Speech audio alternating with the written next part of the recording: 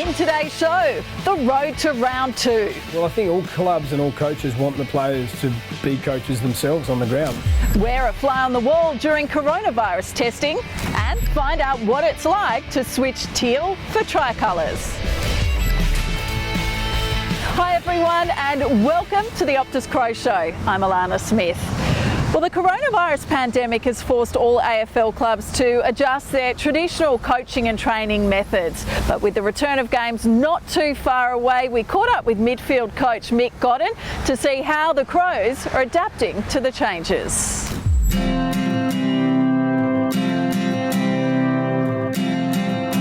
General feel is just excitement. I think when the players have been locked away for a long time, just to get out on the Oval and have a run and hang out with each other. You know, players love being around players, so yeah, it's a genuine excitement. Challenging, no doubt, but the players are taking ownership of their own training drills. So for us as coaches, it's really observing at the moment. So in this first week, just making sure they get plenty of touch, and that's what they've been doing. They're running their own sessions, so it hasn't been too bad to this point. It'd be a bit more difficult, I think, you know, if we had to do full contact training without being near them. But you know, thank goodness we can do that, so we can be right alongside them and helping them out. Well, I think all clubs and all coaches want the players to be coaches themselves on the ground, because ultimately if we become obsolete, that's a good thing. It means you've got a great playing group. You know, we're not there yet, and nearly every team in the world isn't, but you know, if we can get more and more buy-in from players, that's where our improvement will come from. Boney's been the big one who drives it on ground, which is probably to be expected, but Brodie Smith, Matty Crouch, Paul Season have been really good in the design and the why, about what we're doing, why we're doing it and how we're doing it, and then Sloaney tends to be the one that executes it. But yeah, those guys in particular have been really good.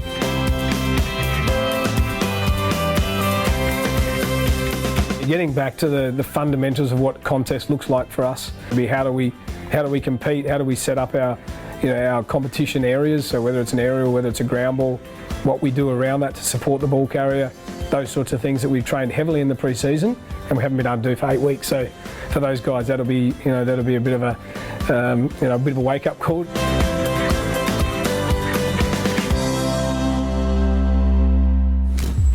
Won't be long until we're able to watch the Crows back on the field again. But in the absence of live matches, we've been taking a look at some of Adelaide's most historic victories.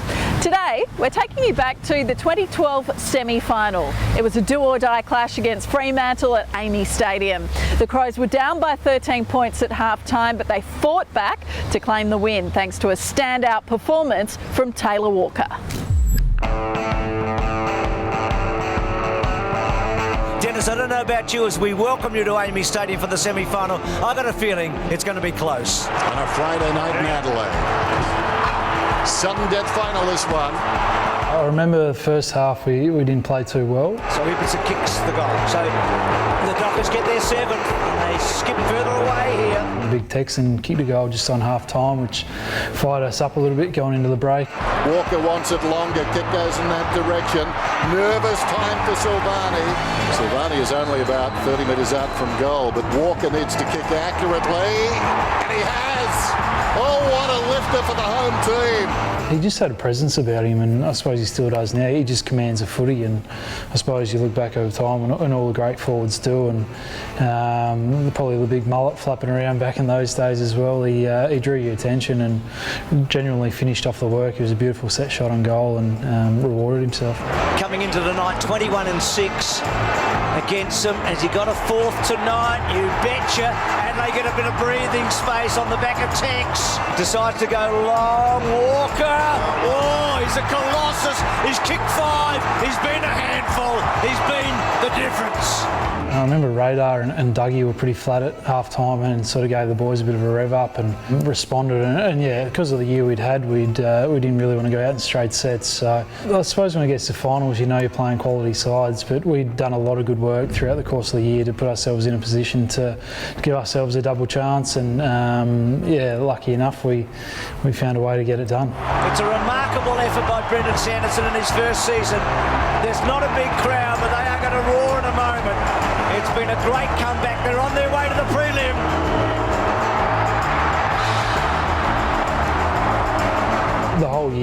was just awesome. The feeling of going into games knowing that you're going to win or you're going to be in a position to win the game of footy was incredible, and to do it early on and obviously not have much success after that, unfortunately, stands out as a year for mine as a career highlight. Taken by Wright, goes in, and Adelaide lead. Plenty more to come on the show, and after the break we get a unique look inside the Crows medical rooms. It's an uncomfortable experience, but it doesn't go for too long at all, so just a little thing to cop so we can train.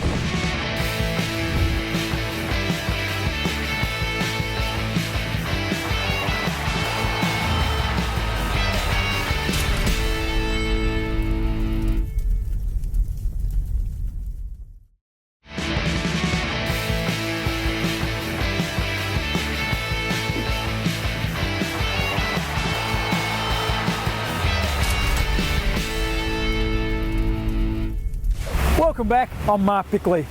Adelaide Oval is known as one of the best sporting stadiums in Australia, and one of the key reasons is it's fan friendly. We dived into the Crows Show vault thanks to Bendigo Bank to look back on recent venue upgrades. Crows fans, welcome to the beautiful Adelaide Oval and what promises to be an amazing game of footy.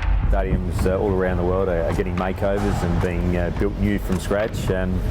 It's certainly competitive, but we're very proud of what we've got here in Adelaide, and it's we often describe this as a unique stadium in a unique setting.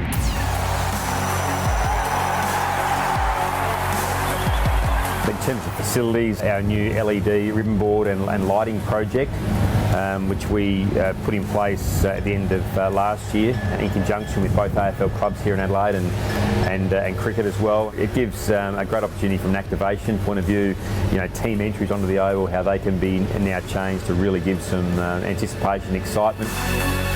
We've introduced card only at the stadium to make sure that we increase the speed of service. And what that means is that you get your food and beverage, you swipe your card and you move straight through. But for those fans that still are not comfortable with cards and they want to use cash, we allow them to transfer their cash to an Adelaide Oval card, and they can use that card at any outlet in the stadium.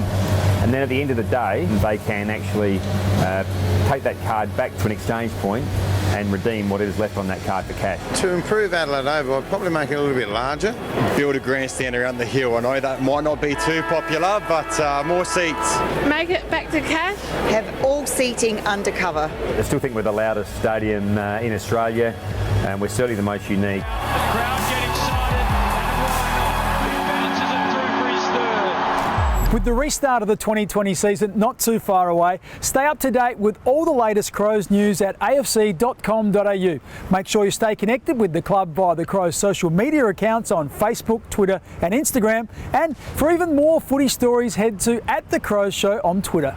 AFL clubs have resumed full contact training, but strict industry protocols require players to be tested for coronavirus on a regular basis. It's safe to say these tests are a little uncomfortable. The Optus Crows Show was granted rare access inside the Crows medical rooms to see exactly what's involved. You're brave.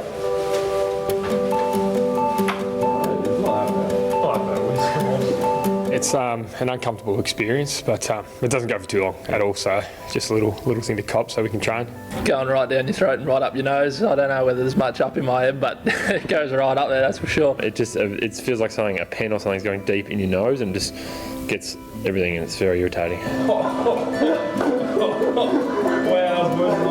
So showering before you come in the facility, temperature test straight away, make sure that you've done all the the AFL protocol, filling out the right forms, COVID testing every week, which is anyone who's had it, it's not a lot of fun. Hopefully I get used to it, but the second one was a lot worse than the first, so hopefully it doesn't keep getting worse, or else I'll might have to retire. And then just your social distancing, constantly remembering in a football club where there's 44 young men to keep that distance. We enter through one door, exit through another door. It's pretty significant, and the rules are evolving, so we're constantly learning them ourselves. So it's certainly a different place. Like, I've hardly seen the forward line, hardly seen the back line, so haven't really mingled with anyone other than just the midfield. Coming up, up, we catch up with one of the club's newest recruits, Billy Frampton. I think I was pretty confident just being out of contract and the talks I had with the Crows and with the people at the Power that I had to speak to.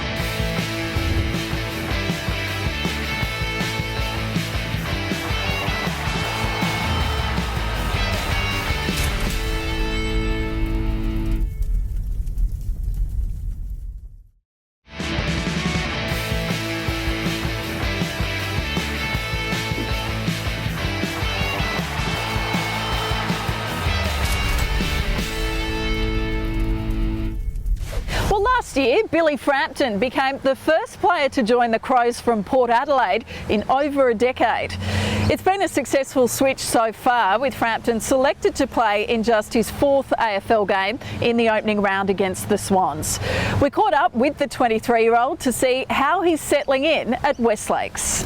The Crows, they've also finalised a number of trades. The Crows received a future 4th round pick for the ruckman, which they've traded on to Port Adelaide for ruck forward Billy Frampton.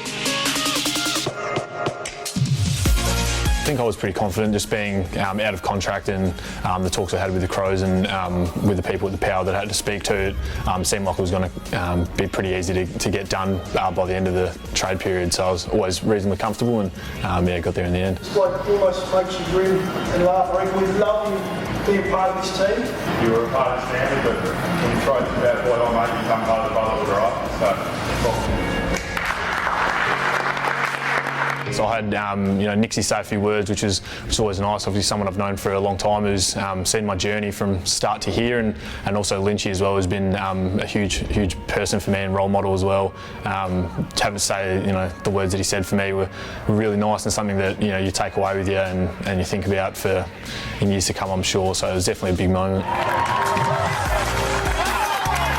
Definitely strange, obviously in the new colours and also with no fans being there made it a little bit weird as well, but it was something I tried to soak up as much as possible and let it sort of resonate with me that it's a pretty big deal for me personally, so I really enjoyed it and we didn't get the result we wanted, but I think we showed some really good signs and things are looking pretty positive for us. Well, I reckon he can, and they're going to come to him because they love him. He's a cold figure. Have a look at this reaction. It's like the Beatles are in town. So I had Nixie for pretty much my whole career at Port up until last year, where he went to the Giants. So I've known him for 4 or 5 years now. Didn't ever have him as a direct line coach, but at one stage he was our senior assistant at the Power as well. So had a lot to do with him and how he coaches and how he directs drills and his relationships and stuff as well. So he's probably the only person I knew at the Crows when I came. So pretty positive.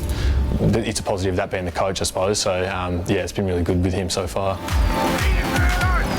Well, it's definitely just to keep training as well as possible and keep putting my hand up for selection. That's why I'm here at the end of the day, is to play AFL football, and that's what I want to do more than anything. So it's the process leading up to that, how I train, get my body right, and hopefully the rest take care of itself, and I can keep being in the team and hold a spot.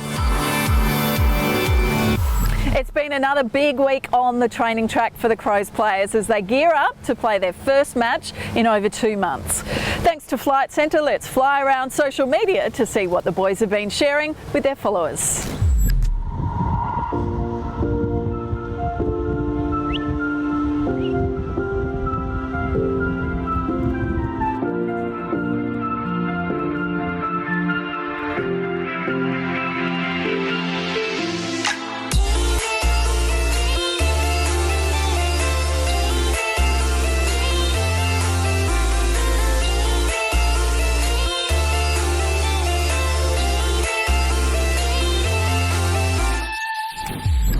Elite footballers finish their playing careers and drift straight into a coaching or media role. However, the changing face of the AFL landscape due to the coronavirus means there may be far less opportunities going forward. The current generation would be well served following in the footsteps of some former Crows who have enjoyed success forging new careers. I do a bit of everything. I've got 6 kids to look after, so I do the Triple M breakfast show, a bit of footy commentating, and I've been in the pub game for over 20 years now with the Alma and the Port Lincoln, and now we've had the Hackney Hotel for about 8 years as well. we're transforming it actually from just a pub, which it's been for over 100 years, to now it's going to be a mixed-use development. So we're going to keep the heritage part of the hotel, but we're also going to have a 6-storey apartment block in the middle. We've sold quite a few of the apartments already, but at the moment you can buy townhouses. We're going to sell a penthouse as well, right up the top on the 5th and 6th storey, which you get a view over the entire city and Adelaide Oval and the Adelaide Hills as well. I think you've got to have a good work-life balance when you play footy. If you put all your eggs in one basket with just playing footy and I'm going to play forever and make enough money, you're pretty narrow-minded. So throughout that time I was lucky enough to meet Peter Hurley, and he's been my mentor, and I've had a good balance. Whether you're doing radio or commentary or on the board, footy's been a major part of my life. In 2010 we opened up the store, and then 2012 we opened up in Marion. It was a long process of getting Nike into Adelaide, and then we just continued to push with Nike head office to try and get one here, and knew it would be successful. And then when we opened up Marion in 2012, it's been just a joy to be involved with.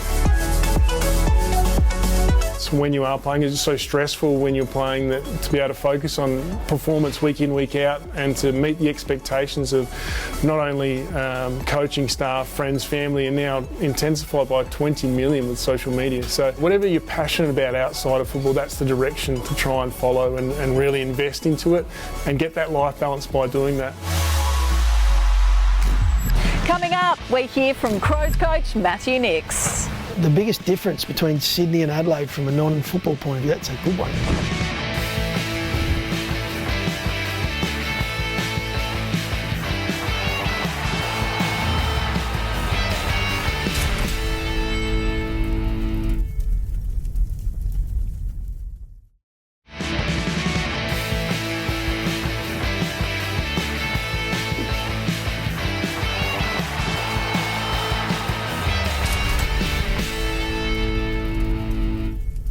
Footy is almost back, and support from fans and members has never been stronger.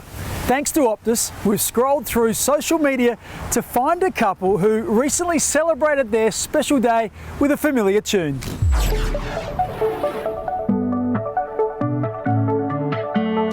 Earlier this year, newlyweds Mr. and Mrs. Starkey surprised guests by walking into their reception to the Crows club song.